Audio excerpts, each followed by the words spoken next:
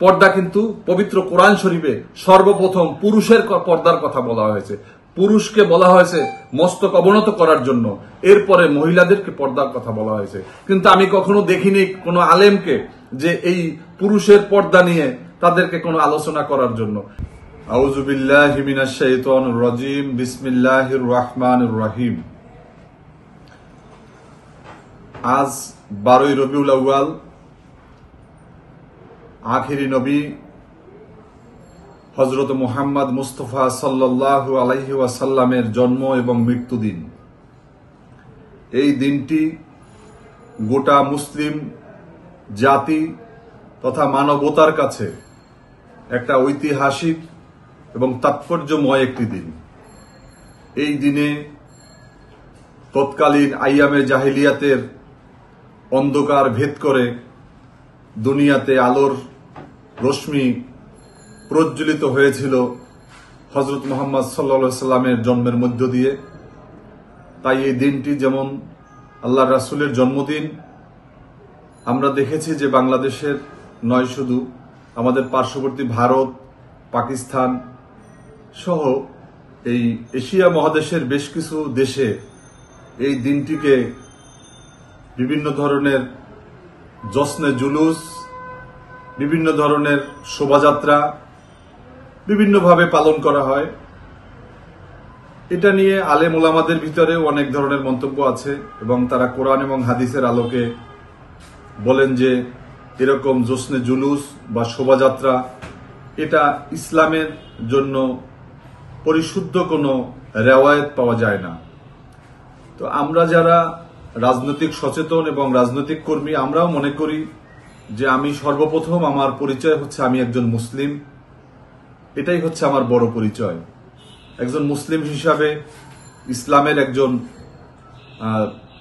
ইসলাম ধর্মের একজন মুসলিম হিসাবে আমি মনে করি যে আমাদের এই দিনটিকে আল্লাহ রাসূলের জন্মদিনের পাশাপাশি যেমন তার ইন্তেকালের দিবস, সেই ইন্তেকাল তার যে নবুয়তের যেই সময়টুকু 40 বছর থেকে 63 বছর পর্যন্ত তিনি সমাজ গঠনের জন্য তিনি যেই কাজগুলো করেছেন, এই কাজগুলো আমাদের করা অবশ্য কর্তব্য। আপনারা জানেন যে আমাদের মহানবী সাল্লাল্লাহু আলাইহি ওয়াসাল্লাম জন্মের পর থেকে তাকে তৎকালীন সময়ের কাফেররা সহ আরবের তার প্রতিবেশী সমস্ত মানুষ সবাই কিন্তু রাসূলকে আলামিন বলে জানতেন। তাকে খুব শ্রদ্ধা করতেন, তাকে সম্মান করতেন। তার বিভিন্ন মানবীয় গুণের কারণে তারা কিন্তু তাকে সবার শ্রদ্ধার জায়গায় তিনি অবস্থান করেছিলেন। আমি চলে গেলাম, আমি দুটি জিনিস রেখে গেলাম। একটা হচ্ছে পবিত্র কোরআন, আল্লাহ প্রদত্ত, এবং রাসূলের কথা, কাজ এবং মৌনতা। তিনি তার জীবনের টোটাল যে নবুয়ত প্রাপ্তির পর থেকে তিনি যেই কাজগুলো করেছেন, যে নির্দেশনাগুলো দিয়েছেন, যেই আহ্বানগুলো জানিয়েছেন, এগুলোই হচ্ছে সুন্নাহ। এই সুন্নাহর উপরে আমাদেরকে অটল থাকতে হবে। আজকে বাংলাদেশে আমরা দেখেছি যে আমাদের আলেম ওলামাদের ভিতরে যারা হক্কানি আলেম, তারা এই যে জুলুস, এই শোভাযাত্রা, বিভিন্ন ধরনের যে এইগুলো, মিলাদুন নবী শব্দের অর্থ হচ্ছে জন্মদিন, জন্মের খুশির দিন, জন্মের যে খুশি, এই খুশির দিনে তো আল্লাহ রাসূল ইন্তেকালও করেছিলেন। তাহলে কি আমরা শোকযাত্রা বের করব? আমরা শোকযাত্রা বের করব না। ইসলাম জন্মদিন এবং মৃত্যুদিনকে কখনো পালন করার জন্য বলে না। এই জন্য আমি মনে করি যে আমাদের এই দিনটিকে অবশ্যই আমরা পালন করব, যে আমরা সত্যিকারে পবিত্র কোরআন শরীফের ভিতরে বলা হয়েছে যে তোমরা মুসলিম না হয়ে, মুসলমান না হয়ে কবরে আসিও না। আমরা যেন মুসলমান হয়ে আমাদের সত্যিকারে আমাদের যে আহকাম আরকানগুলো রয়েছে, আমাদের একজন মুসলমানের খোদাই একজন জিন্দেগির জন্য আল্লাহর যে নির্দেশগুলো, এই নির্দেশগুলো আমরা যেন সত্যিকার ভাবে পালন করতে পারি। এজন্য আমাদের বেশি বেশি পবিত্র কোরআন শরীফ পাঠ করা দরকার। আমাদের পবিত্র কোরআন শরীফ আমরা দেখেছি যে আমাদের জীবনে আমরা একজনে আমরা বিএ পাশ করেছি, এমএ পাশ করেছি, বিভিন্ন ডিগ্রি অর্জন করেছি, কিন্তু পবিত্র কোরআন শরীফ কিন্তু আমরা পড়ার সুযোগ করতে পারিনি। আমি সবাইকে বলবো, আমাদের নারী পুরুষ সবাইকে বলবো, আপনি দেখেন আল্লাহ রাব্বুল আলামিন কিন্তু দুনিয়াতে পুরুষ এবং নারী দুইটা জাতিকে কিন্তু তৈরি করেছেন। মা হাওয়া এবং আদমের সেই জায়গা থেকে শুরু হয়ে আজকে পর্যন্ত আমাদের এই যে নারী এবং পুরুষ সবার জন্যই কিন্তু এই দিন এলেম অর্জন করা ফরজ। যদি কোনো নারী বলে যে আমি কোরআন শরীফ পড়ার সুযোগ পাই না আমার সংসারের জন্য, যদি কোনো পুরুষ বলে যে আমি আমার চাকরি বাকরির জন্য আমি কোরআন শরীফ পড়তে পারিনি, আমি কোরআন সম্পর্কে, শুধু কোরআন শরীফ পড়লে হবে না। আপনি কোরআন শরীফ নাজিল হয়েছে আল্লাহ রাসূলের উপরে মক্কা নগরীতে, মক্কা নগরীর ভাষা ছিল আরবি, এজন্য পবিত্র কোরআনের ভাষা হচ্ছে আরবি। যদি কোরআন শরীফ আল্লাহ রাসূল যদি ঘটনাক্রমে বাংলাদেশে জন্ম নিতেন এবং তার কিন্তু কোরআন শরীফের ভাষা হতো বাংলা। এজন্য আমাদের সবাইকে আমি বলবো যে শুধুমাত্র যারা আরবি হরফে পবিত্র কোরআন শরীফ পড়তে না পারেন তারা চেষ্টা করুন। বাংলাদেশে এখন অনেক আলেম ওলামারা অনেক রিসার্চ করে বিভিন্নভাবে 10 দিনে 15 দিনে পবিত্র কোরআন শরীফ শেখার ব্যবস্থা আছে এবং সমাজের অর্থনৈতিক ব্যবস্থা এই মসজিদ কেন্দ্রিক হওয়ার কথা ছিল। মদিনার যেই শাসন ব্যবস্থা ছিল তা কিন্তু মসজিদ কেন্দ্রিক ছিল। আজকে আমরা সেই জীবন বা সেই ব্যবস্থায় আমরা ফিরে যেতে পারিনি বলে আজকে যারা আমাদের ইসলাম বিরোধী শক্তি তারা চায় না যে মসজিদের আবাদ হোক। মসজিদ শুধুমাত্র 5 ওয়াক্ত নামাজের জন্য নয়, এই মসজিদ হচ্ছে সমাজ পরিচালনার জন্য। এই মিম্বার হচ্ছে সমাজের আচার বিচার, সালিশ ব্যবস্থা, অন্যায় অপরাধের সমস্ত কিছু এই মেম্বার থেকে হবে।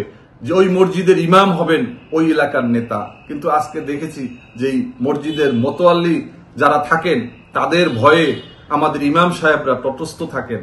তারা তাদের সত্যিকারে হক কথা, ন্যায্য কথা, সঠিক কথা তারা কিন্তু বলতে পারেন না। এই জন্য দেখবেন যে মসজিদের দেয়ালে লেখা থাকে যে এখানে রাজনৈতিক আলাপ করবেন না। কারণ এই মসজিদকে এই ইসলাম বিরোধী শক্তি, ইসলাম বিরোধী জাহিলি শক্তি, তাগুতি শক্তি তারা চায় শুধুমাত্র ইসলাম, কোরআন, হাদিস, আলেম ওলামারা তারা শুধুমাত্র জমিনের নিচের কথা বলবে, তারা জমিনের উপরের কথা বলবে না, দেশ শাসনের কথা বলবে না, সমাজ শাসনের কথা বলবে না, রাষ্ট্র পরিচালনার কথা বলবে না, সংসদে যাওয়ার কথা বলবে না, সমাজ কিভাবে হবে এটা কথা বলবে না। এটাই হচ্ছে তাদের কথা। এই জন্য তারা শুধুমাত্র আমাদেরকে পরকালীন জীবন নিয়ে শুধু আলোচনার করার কথা বলেন। পবিত্র কোরআন শরীফের ভিতরে বলা হয়েছে তোমরা কি কোরআনের এক অংশকে মানো আর এক অংশকে মানো না, তাহলে তোমরা জাহেল, তোমরা ফাসেক, তোমরা এই ইসলামের বিরোধী শক্তি। আজকে ইসলাম বিরোধী শক্তির বিরুদ্ধে আমাদের লড়াই। আমরা চাই এমন একটা সমাজ, আজকে বাংলাদেশের সংখ্যাগরিষ্ঠ মানুষ মুসলমান, আমাদের এখানে হিন্দু, মধ্য, মুসলিম, বৌদ্ধ, খ্রিস্টান ভাইয়েরা রয়েছেন। আমার বিশ্বাস যেই সমাজে ইসলাম প্রতিষ্ঠিত হবে, দিন প্রতিষ্ঠিত হবে এবং আল্লাহ এবং আল্লাহ রাসূলের যেই নিয়ম অনুযায়ী সমাজ পরিচালনা হবে, বিচার ব্যবস্থা পরিচালনা হবে, সেখানে সবচেয়ে বেশি সুবিধা পাবে যারা সংখ্যালঘু সম্প্রদায়। তাদেরকে বলা হয়েছে এতিমের সম্পদ যেমন একজনের কাছে খুবই আমানতদারিতা, ঠিক একইভাবে ওই সমাজের ভিতরে যেখানে ইসলামী শাসন, কোরআনের শাসন, দ্বীনের শাসন যেখানে থাকবে সেখানে সংখ্যালঘুরা যারা কম সংখ্যায় অন্য ধর্মাবলম্বী তাদেরকে সেইভাবে তাদেরকে পরিচালনা করতে হবে, তাদের সমস্ত সুবিধা, তাদের সমস্ত অধিকারকে তাদেরকে রক্ষণাবেক্ষণ করতে হবে। কিন্তু আমরা দেখেছি জাহিলি শক্তি, ইসলাম বিরোধী শক্তি তারা সবসময় চায় ইসলামকে একটা ভীতিকর একটা জায়গাতে অবস্থান করে তারা বুঝাতে চায় যে যদি কখনো বাংলাদেশে বা কোথাও ইসলামী শাসন প্রতিষ্ঠা হয় সবচেয়ে বেশি ক্ষতিগ্রস্ত হবে হিন্দুরা, সবচেয়ে বেশি ক্ষতিগ্রস্ত হবে সংখ্যালঘুরা। কিন্তু এটা হচ্ছে একটা প্রোপাগান্ডা। আমি আর বেশি কথা বলবো না। আমি বলতে চাই যে আজকে বাংলাদেশের যে বাংলাদেশের দুর্নীতি, দুঃশাসন, অবক্ষয়, আজকে যেই পর্দা কিন্তু পবিত্র কোরআন শরীফে সর্বপ্রথম পুরুষের পর্দার কথা বলা হয়েছে।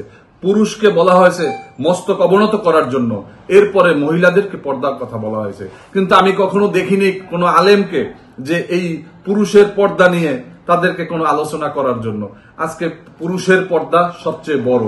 প্রথম পুরুষ পর্দা করবে, পাশাপাশি মেয়েরা তার যেই সমস্ত নিয়ম রীতি রয়েছে তিনি তাকে তার ইজ্জত আব্রু, তার যেই সমস্ত শুধুমাত্র মুখমণ্ডলটুকু বাদে যেই জায়গাগুলোকে আবৃত করে রাখার জন্য। আগে আমরা দেখতাম যে আমাদের মায়েরা, আমাদের চাচিরা, আমাদের নানীরা তারা দেখতাম যে দিনের বেলায় তারা বের হতো না, তাদেরকে দেখতাম মাগরিবের পরে, তারপরে বোরকা পরে, ছাতা পরে তারপরে তারা বের হতেন। আর আজকে রাস্তাঘাটে হাঁটলে মনে হয় জানি স্যান্ডেল গেঞ্জি পরে আমাদের এই বোনেরা যেভাবে চলছে, আজকে যে এগুলা সব হচ্ছে এই পার্শ্ববর্তী দেশ ভারতের অপসংস্কৃতি, তাদের যেই আগ্রাসী যেই সবল, এই সবলের আজকে অবস্থা। আজকে বাংলাদেশকে মনে হয় যেন কলকাতার সেই মতো, আজকে মনে হয় যেন এটা একটা নিউ মার্কেট এরিয়ার মতো। সমস্ত মেয়ের আজকে ওড়না ছেড়ে দিয়েছে। আজকে তারা কয়দিন পরে হয়তো এমনও হতে পারে যে যেই গেঞ্জিটুকু তারা পরে আজকে বের হচ্ছে, এই গেঞ্জিও হয়তো তারা পরবে না। কারণ এমনও দেশ আছে যেখানে মেয়েরা কোনো পোশাকই তারা পরে না। এভাবে করে যদি আমাদের পতন হয়ে যায়, আমাদের খুবই আফসোস লাগতেছে যে একটা সংখ্যাগরিষ্ঠ মুসলমানের দেশে আজকে যেইভাবে সেই বিভিন্ন ধরনের ফেতনাবাজরা, বিভিন্ন ধরনের সেই ফেরকাবাজরা যেভাবে তাদের মাথাচাড়া দিয়ে উঠছে, তারা যেভাবে কাজ করতেছে, এখানে বাংলাদেশের হক্কানি আলেম ওলামাদেরকে আমি বলবো যে আপনাদের উচিত, আপনাদের দায়িত্ব সর্বপ্রথম আপনাদেরকে ঐক্যবদ্ধ হতে হবে। ইসলামের জন্য বাংলাদেশের একটা সত্যিকারে এটা ইসলামী একটা রাষ্ট্র প্রতিষ্ঠার জন্য আপনাদেরকে ঐক্যবদ্ধ হওয়ার কোনো বিকল্প নাই। এখানে বাংলাদেশ সংখ্যাগরিষ্ঠ মুসলমানের দেশ, এখানে তাগুতি শক্তি, এখানে বিদেশি ভিন্ন মতাবলম্বীরা তারা বাংলাদেশকে শোষণ করার জন্য, ভাইয়ে ভাইয়ে বিবাদ লাগানোর জন্য, তাদেরকে বিভক্ত করার জন্য এখানে জামাত ইসলাম, নিজাম ইসলাম, ওলামে ইসলাম, অমুক এরকম বিভিন্ন গোত্র, বিভিন্নভাবে পীর, খানকা, বিভিন্ন মাজার, বিভিন্ন ভাবে তারা এখানে ইসলামী শক্তিকে বিভক্ত করে রেখেছে। আমার বিশ্বাস আজকের এই পবিত্র 12ই রবিউল আউয়ালে আল্লাহ রাসূলের এই বিশেষ যেই তাৎপর্যময় দিনে আমি দেশবাসী সহ বাংলাদেশের সকল আলেম ওলামা এবং সমস্ত মুসলিম অমুসলিম সমস্ত ভাইদের উদ্দেশ্যে আমার এটাই বার্তা যে আসুন আমরা একটা সমৃদ্ধ বাংলাদেশ গড়ে তুলি। এই বাংলাদেশ আমাদের, এই বাংলাদেশ হিন্দুর, এই বাংলাদেশ বৌদ্ধের, এই বাংলাদেশ মুসলিমের। আমরা সবাই ইসলামী মূল্যবোধ এবং ধর্মীয় মূল্যবোধে আমরা বিশ্বাসী যারা, সবাই আমরা ঐক্যবদ্ধ হই। আমাদের যে যে ধর্মেই থাকি না কেন, সমস্ত ধর্মের মর্মবাণী হচ্ছে এক এবং অভিন্ন। বাংলাদেশ লেবার পার্টি বিশ্বাস করে যে ধর্ম যে ধর্মেরই হন না কেন, প্রত্যেকটা ধর্মের মর্মবাণী হচ্ছে এক এবং অভিন্ন। তা হচ্ছে আমরে বিল মারুফ নেহি আনিল মুনকার, মানে সৎ কাজের আদেশ, অসৎ কাজ থেকে দূরে থাকা। আমাদের সেই যে সমস্ত আপনি মনে করেন চাকমা, মারমা, ত্রিপুরা, তংচঙ্গা, মণিপুরী, খাসিয়া যত ধর্ম আছে, 3 পাতার যাদের ধর্মের বই আছে, ওই ধর্মেও বলে না যে মদ খাওয়া ভালো কাজ, বলে না ধর্ষণ করা ভালো কাজ। এটা নিয়ে কিন্তু বিভিন্ন গোত্রে গোত্রে অনেক সমস্যা চলছিল এবং সেটা নিয়ে একটা যুদ্ধ বাজার মতো অবস্থা ছিল। কিন্তু এই বড় একটা সমস্যাকে আল্লাহ রাসূল তিনি সেই 4টি গোত্রের 4 জনকে এনে একটা সুন্দরভাবে একটা মীমাংসা করেছিলেন এবং তিনি নিজ হাতে সেই পাথরটি আজকে যেখানে অবস্থান করছে সেখানে তিনি রেখেছিলেন। আল্লাহ রাসূল হচ্ছে আমাদের মানবতার জন্য একটা রহমত স্বরূপ এবং তিনি আল্লাহ পবিত্র কোরআন শরীফে উল্লেখ আছে যে আল্লাহ রাসূল হচ্ছে রহমাতাল লিল আলামিন। রহমাতাল লিল আলামিন শব্দের অর্থ হচ্ছে গোটা কুল্লু আলমের জন্য রহমত স্বরূপ। আল্লাহ রাসূল শুধুমাত্র মুসলমানদের নবী না, তিনি হিন্দু, মুসলমান, বৌদ্ধ, খ্রিস্টান সমস্ত মানুষের নবী তিনি, কারণ তিনি আখেরি পয়গম্বর এবং তিনি তার জীবদ্দশায় মানুষকে প্রেম, ভালোবাসা, বিভিন্নভাবে ভালো কাজের মাধ্যমে মানুষকে ইসলামের দিকে দীক্ষিত করেছেন। তিনি সমস্ত তার যে পুরো জীবনী যদি আমরা আলোচনা করি, আমরা দেখব যে সবসময় তিনি আমরে বিল মারুফ নেহি আনিল মুনকার, সৎ কাজের আদেশ দিয়েছেন, অসৎ কাজ থেকে দূরে রেখেছেন। আজকে আমাদের সমাজের দিকে যদি আমরা তাকাই, আমরা অনেকে নিজেকে রাসূলের একজন উম্মত হিসেবে দাবি করি, কিন্তু আমার কর্মকাণ্ডের ভিতরে কিন্তু সেই রাসূলের যেই উম্মতের মুহাম্মাদি হিসেবে মুহাম্মাদের যে গুণাবলী আমাদের ভিতরে থাকা দরকার, সেই গুণাবলীগুলো কিন্তু আমাদের ভিতরে অনুপস্থিত থাকে। আমরা অনেকে ধর্মের কথা বলি, আমরা ইসলামের কথা বলি, আমরা অনেকেই নামাজ পড়ি, কিন্তু আমি যে খাবার খাচ্ছি, আমি যে আহার করছি, আমার যেই হালাল রুজি কিনা, এটা নিয়ে কিন্তু আমরা কাউকে প্রশ্ন করি না। আমরা শুধুমাত্র নামাজ পড়ছে কিনা এটা শুধুমাত্র প্রশ্ন করি। নামাজ হচ্ছে আল্লাহর ইবাদত।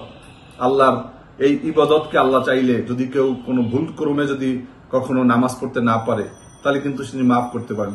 আমরা কিন্তু মানুষের হক কিন্তু নষ্ট করছি, আমরা কিন্তু মানুষের অধিকার থেকে বঞ্চিত করছি। এগুলো কিন্তু আল্লাহ রাসূল সবচেয়ে বারবার তিনি বলেছেন যে মানুষের প্রথমত 3টা হক। একটা হচ্ছে হকুল্লাহ, আল্লাহর হক, দ্বিতীয় হচ্ছে হকুল ওয়ালিদাইন, মাতা পিতার হক, এরপরে হকুল নাস, মানুষের হক। যার কারণে আমাদের সবাইকে আজকের এই দিনে আমাদের বেশি বেশি করে দুরূদ শরীফ পাঠ করা উচিত। আমি মনে করি যে রাসূলের আজকে এই জন্ম এবং মৃত্যুর যে দিন, মৃত্যু বলতে আমি এটাকে ইন্তেকাল মানে কুল্লু নফসিন যায়কাতুল মউত, প্রত্যেকটা জীবকে তার মৃত্যুর স্বাদ গ্রহণ করতে হবে। সেই হিসাবেই আমাদের প্রিয় নবী হযরত মুহাম্মদ সাল্লাল্লাহু আলাইহি ওয়াসাল্লাম, যাকে সৃষ্টি না করলে ত্রিভুবনের কোনো কিছুই সৃষ্টি করা হতো না। আপনি জানেন যে দুনিয়া সৃষ্টির আগেই আমাদের নবীকে সৃষ্টি করা হয়েছে, কিন্তু তিনি দুনিয়াতে আসছেন সবার শেষে। সমস্ত নবীদের শেষ নবী হচ্ছেন তিনি, তারপরে কোনো নবী আসবেন না। প্রথম যেই কাজটি আমাদের করা দরকার তা হচ্ছে পবিত্র কোরআন শরীফ আমাদেরকে পড়ার চেষ্টা করা। আমি মনে করি যে আমাদের পবিত্র কোরআন শরীফের ভিতরে কি বলেছেন আল্লাহ, আমাদের সেই পবিত্র কোরআন শরীফকে বঙ্গায় অনুবাদ আমাদেরকে জানতে হবে। আমরা যারা নামাজ পড়ি, প্রতিদিন 5 ওয়াক্ত নামাজ পড়ি, অনেকে ওয়াজিব আমাদের সেই নফল নামাজ পড়ি, অনেকে তাহাজ্জুদ নামাজ পড়েন, চাশতের নামাজ পড়েন, কিন্তু আমরা এই যে নামাজের ভিতরে যে আমরা যে সূরা সমূহ পড়ি, এই সূরা সমূহেতে কি বলা হয়েছে? আজকে 70 বছর যাবত মনে করেন একজন আলহামদু সূরা পড়ে আসছে, কিন্তু আলহামদু সূরার ভিতরে কি বলা হয়েছে, আলহামদু সূরা কি নির্দেশনা, এই আলহামদু সূরার ব্যাখ্যা আমাদের হযরত মাওলানা আব্দুর রহিম রাহমাতুল্লাহ আলাইহি তিনি একটা বই লিখেছেন, কলেমায়ে তাইয়্যিবা। পবিত্র কলেমায়ে তাইয়্যিবার সেই বইটা এত বড় পুরো একটা বই। তিনি বলেছেন, আমি যদি পবিত্র কলেমার যদি ব্যাখ্যা নিয়ে এটা নিয়ে আলোচনা করতাম তাহলে অনেক বড় পুরো বই হতো, যেটা মানুষের জন্য পড়তে অনেক কষ্ট হতো। তো এই কলেমা যদি ব্যাখ্যা এরকম হয়, তাহলে অন্যান্য যে আমাদের সূরা সমূহ রয়েছে, আল্লাহর যে কালামগুলো রয়েছে, এগুলো আমাদেরকে আরো বেশি আয়ত্ত করতে হবে, শানে নজুল সম্পর্কে জানতে হবে।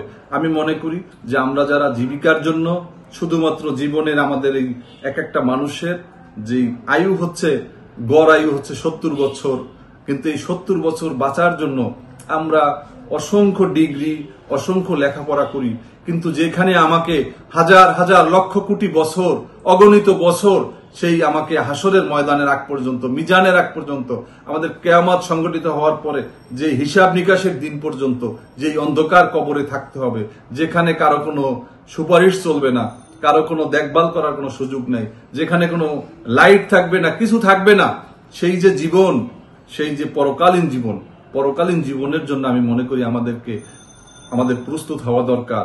আর আমি একটা জিনিস সবাইকে বলবো যে আপনাদের উপর আমাদের একটা আমার বিশেষ করে আবেদন। আমি পবিত্র মক্কা নগরীতে, মদিনাতে আমি দেখেছি যে অন্তত আমরা যে ইবাদতটুকু করব, এই ইবাদতটুকু যেন শিরক এবং বেদাত মুক্ত হয়। শিরক এবং বেদাত, যদি মনে করেন এক কলসি দুধের ভিতরে যদি একটা ফোঁটা যদি গরুর যদি প্রস্রাব যদি পড়ে যায়, তাহলে যেমন পুরা এক কলস দুধ যেমন নষ্ট হয়ে যায়, ঠিক একইভাবে আপনি আপনার সারাদিনের ইবাদতের ভিতরে যদি আপনার একটা ফোঁটা যদি আপনার কোনোভাবে শিরক বা বেদাত যদি প্রবেশ করে, তাহলে আপনার সারা দিনের, সারা জিন্দেগির আপনার ইবাদত বন্দেগী নষ্ট হয়ে যাবে। এজন্য পবিত্র কোরআন এবং সহিহ হাদিসকে অনুসরণ করা আমাদের খুবই জরুরি। এবং আল্লাহ রাসূল তিনি রাজনীতি করতেন। আজকে আমরা দেখেছি যে মসজিদের ভিতরে লেখা হয় যে মসজিদের ভিতরে রাজনীতির আলাপ করবেন, আশ্রয় দেয় না। এজন্য আমি মনে করি যে বাংলাদেশের ধর্মীয় অনুভূতিতে যদি আমরা বিশ্বাসী যারা সবাই যদি ঐক্যবদ্ধ হতে পারি, তাহলে আমরা দুর্নীতি মুক্ত, একটা সন্ত্রাস মুক্ত, রাহাজানি মুক্ত, খাই রাজনীতি মুক্ত একটা সুন্দর সমাজ আমরা গড়তে পারবো। আল্লাহ রাব্বুল আলামিন আমাদেরকে সেই তৌফিক দান করুন। ওমা আলাইনা ইল্লাল বালাগ।